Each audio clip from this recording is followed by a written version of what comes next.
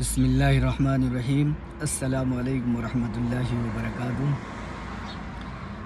International survey آیا ہے جس میں پچھلے 5 سالوں میں تقریباً 13 لاکھ سے زیادہ غیر مسلموں نے اسلام قبول کیا۔ الحمدللہ ثم الحمدللہ۔ جب ایسی رپورٹ آتی ہے سامنے تو وہ آیت مبارکہ سامنے آ جاتی ہے کہ وَقُلْ جَاءَ الْحَقُّ وَزَهَقَ الْبَاطِلُ، یعنی جب حق آئے گا تو باطل مٹ ہی جائے گا۔ اور الحمدللہ ثم الحمدللہ آج وہی ہوا ہے۔ اور میں ان لوگوں سے ایک سوال کرنا چاہتا ہوں جو دن رات یہی پروپیگنڈا پھیلاتے رہتے ہیں مسلمانوں کے بارے میں، ٹیررسٹ ہیں، یہ ہیں، وہ ہیں۔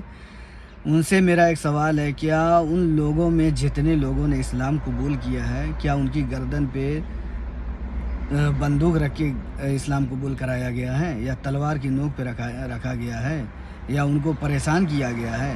جا کے سروے کر لو اور ایک ایک آدمی سے پوچھ لینا، انشاءاللہ تعالی وہ یہی کہیں گے ہم اپنی مرضی سے اسلام قبول کیے ہیں۔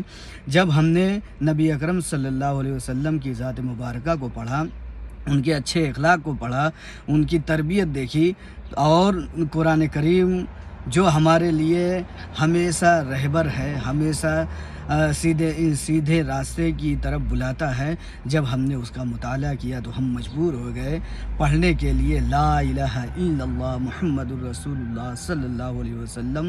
جزاک اللہ خیر۔